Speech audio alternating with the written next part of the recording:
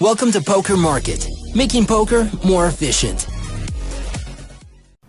Hey guys, welcome to High 6 Hand Part 1. So this is probably going to be a multi-part series. I'm producing this video for Poker Market.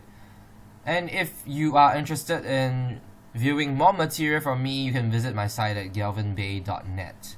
Okay, so what are we actually going to be covering today? So here are some of the themes that we might be covering in some of the hands.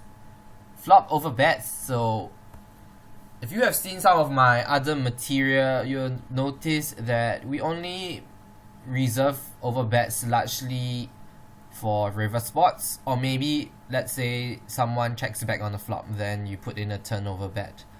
But it's pretty hard to balance flop overbets, but it seems like the best players in the world are starting to develop some sort of overbetting range on the flop. So we want to look a bit into that. Secondly, flop underbets. We will explore when to use really small flop bets.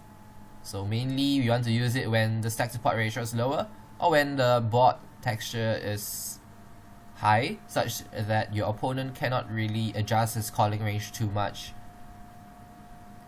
We also explore some more unusual bluffing lines.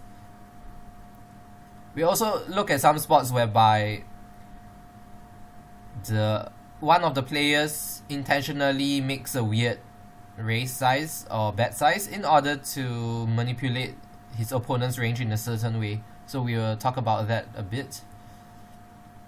Raising overbets. So like, I think most players, including myself, rarely raise when they are up against an overbetting range. But if you think about it, if your opponent has an overbetting range comprising some bluffs and some strong hands, then it might make sense to raise sometimes, both with value hands as well as with bluffs. Okay, so let's just look at the hands.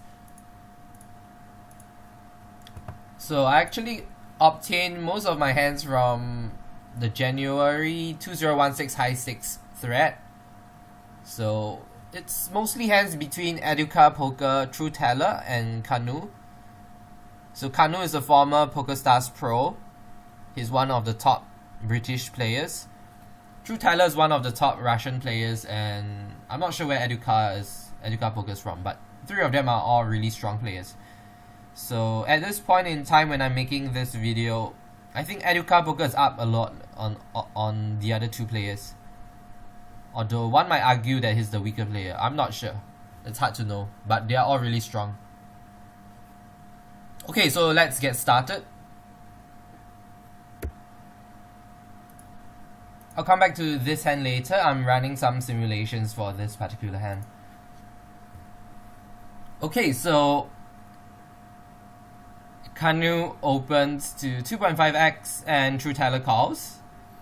So what's interesting to note about the blind versus blind battle is that I think all three players are actually using open limping ranges. So if you've actually seen some of my other courses and training material, you might have noticed that I did discuss open limping in some of those videos. So the general idea behind open limping is that you are getting really good pot odds of like 25% to see a flop. So you're actually going to be able to open limp many hands.